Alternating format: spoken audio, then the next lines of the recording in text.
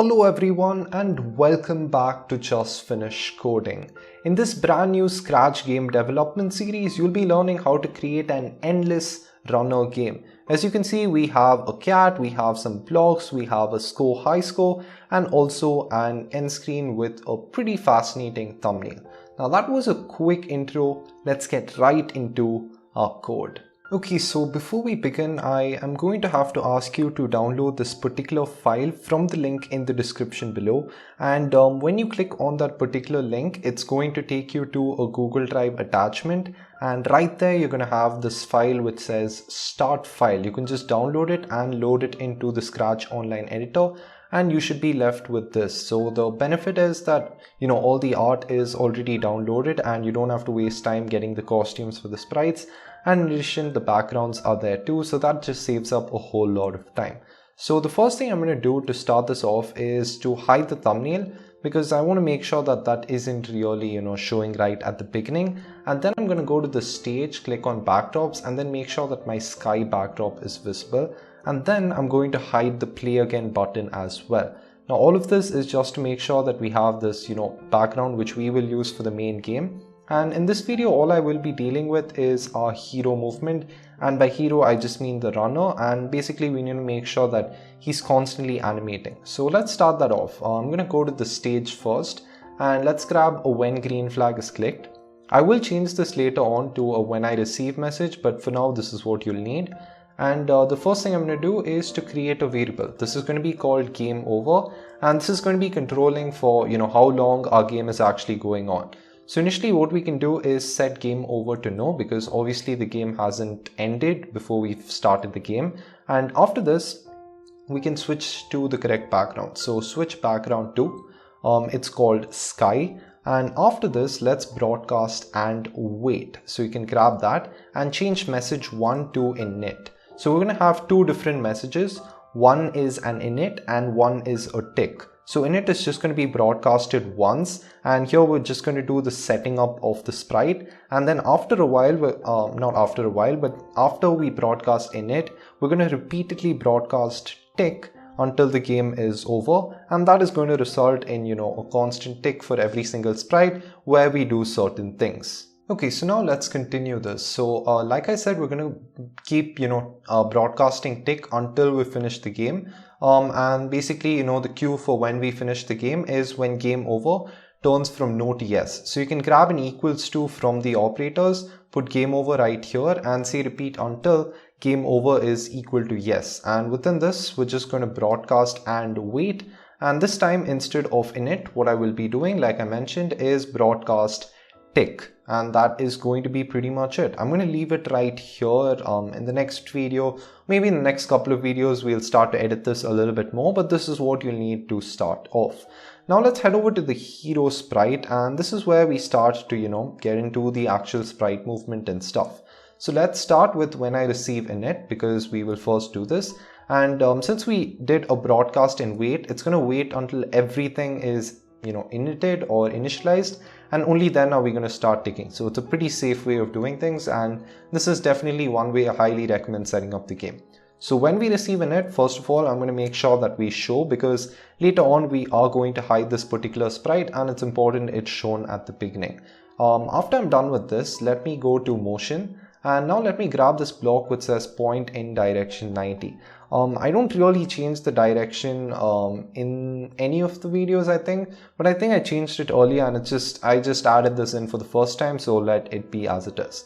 So now if you head over to the costumes, you'd start to see that we have three different costumes. So these two are there, by the default Scratch cat, and I found this in the Scratch library itself, and it's basically the cat flying, but you could repurpose that into a cat which is ducking down just by moving it a little bit down, and this works out pretty well with the animation. So you have these three images which are going to work as our animation. So what we're going to do is we're going to flip between 1 and 2 for the cat running, and then when we use the down arrow to duck, the cat is going to switch to this image. So you'll start to see that by the end of this video. So first we point in direction 90, but the important thing is right here when we init, we switch costume to costume 1. Now we haven't gone to any location yet, and let me go right away. So we go to -152 on the X, and as far as our Y is concerned, we go to -126. Now you could change this if you want, but it's important you keep this particular number in mind because we'll be using it in a variety of different occurrences, and it's pretty important you use that same number. So you could probably use it as a variable in case you want to change it, but I'm going to go ahead with 126, and I've set up the ground to look that way, so I'd highly recommend you do it as well. So let's have that in place, and then I am going to create a new variable called tick. And this time it's going to be for the sprite only, which means it is a local variable, so, or a private variable, whichever you want to call it. But we just need it for the sprite, and we don't really want the other sprites. We don't want it to clutter other sprites, so let's just keep it as a local one. So we'll set tick initially to 0. You could set it to 1, it really wouldn't make a difference, but let's just do that as of now. Okay, so now I'm going to click the green flag to make sure that the cat has appeared, and as you can see, he's right there. Perfect. Now we can get into the tick. So you can grab a when I receive tick, and remember that we're going to constantly keep receiving this. After we've finished one tick, it's going to broadcast tick again, and after we're done with that, once again until the game is over.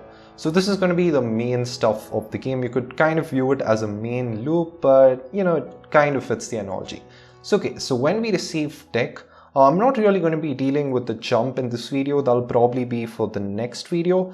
I'm just going to be dealing with the animation. So the first animation which we can have is the ducking. So I'm going to grab an if else, because there are going to be two different cases. One is we have the normal animation where we are running, and the second case is when we have pressed the down arrow key. So if key down arrow is pressed, then we'll want to duck.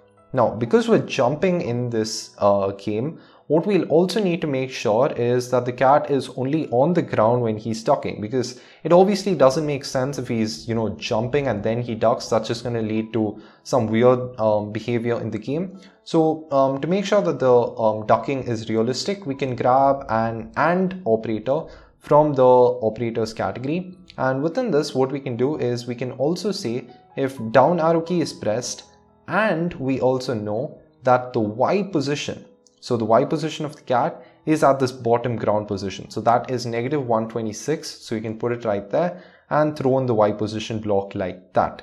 So if this is the case, then what we'll do is we will switch the costume to 3. But if this is not the case, this is where our tick variable comes in handy. So we need to make sure that we are constantly changing costumes, and we could kind of use, if costume is equal to 1, switch costume to 2, and if costume is equal to 2, switch costume to 1, but that makes it go a little bit too fast. So we want to kind of limit the running to be a little bit more realistic and slower. So to do that, that's the whole point of the tick variable. What we can do is we can grab, I believe, an if. So head over to the control category, grab an if then, and you can see if we know that tick. So grab an equal to first, and then head over to variables to grab a tick. So if tick, and now we need to head over to operators once again and grab this block which says mod. So if tick mod 3 is equal to 0.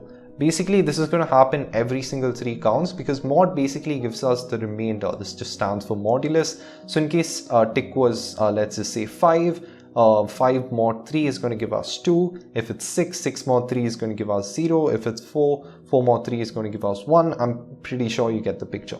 So if this is 0 and this is going to be true every 3 ticks, in this case, what we'll do is we will switch the costume. Now, how would we switch the costume? We can't just add in next costume because that would include the third costume. So what we need to do is to also check for which costume we are currently using. So grab an equal to from operators once again, and then head over to looks and grab this costume number block. Now I could change this to costume name, but it really doesn't make a difference since they are both the same. So let's just say costume name. I'm just going to go ahead with that. And if this is equal to 1, then what I'm going to do is I'm going to switch costume to costume 2. And on the other hand, if the costume is equal to 2, then I will switch it to costume 1. So it's just basically a next costume, but I'm just limiting it to these 2 costumes. Now, this would only work if tick is constantly changing. If tick is just one number, if it's 0, then this is going to be no different than just having, this inner if else and just getting rid of that top if. So it's very important we make sure that the tick is constantly updating. And to do that, let's grab an if else. I want to make sure that the tick variable isn't constantly going to extremely high numbers. So I'm going to limit it till 99. So let me grab an equal to here. So I'm going to say if tick is, I probably should have kept that, but if tick is equal to 99, in this case, what I will do is I will set tick back to 1. So set tick back to 1. And if it is not equal to 99, which means it is less than 99, I will simply change tick by 1. So the more we, change it, the more the remainder is going to go up, and then it's going to come back to 0, and it's going to go to 0, 1, 2, 0, 1, 2, 0, 1, 2, and so on. And as a result, we constantly keep running. So I think this is pretty much all I'm going to do in this video, and let me check out my code. So as you can see, the cat is running pretty fast. And I think the reason for this is because I don't have the ticks of the other sprites, especially the log yet. And in case I have that, the tick is going to make this cat slow down and we have a little bit more realistic motion. But I just want to make sure that my ducking is working as well. And you can see that when I do press the down arrow, the cat responds in a pretty fluid motion. I'm going to end this video here. In the next video, like I mentioned, we'll be dealing with the jumps and the double jumps of the cat. And until then, you're going to have to wait for the next one. If you've enjoyed this video, please make sure you leave a like, and also don't forget to subscribe and turn on the notification bell. Thank you so much for watching, and I'll see you in the next video.